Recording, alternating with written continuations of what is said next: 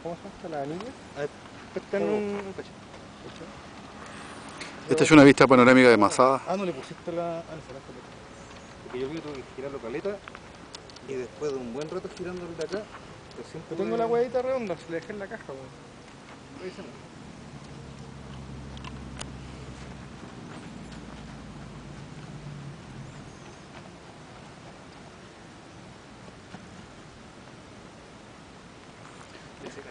Ahí se dispararon. Pero no. ¿Quién cagó? Ah, no, se dispararon, no me parece. No, está muy abierto.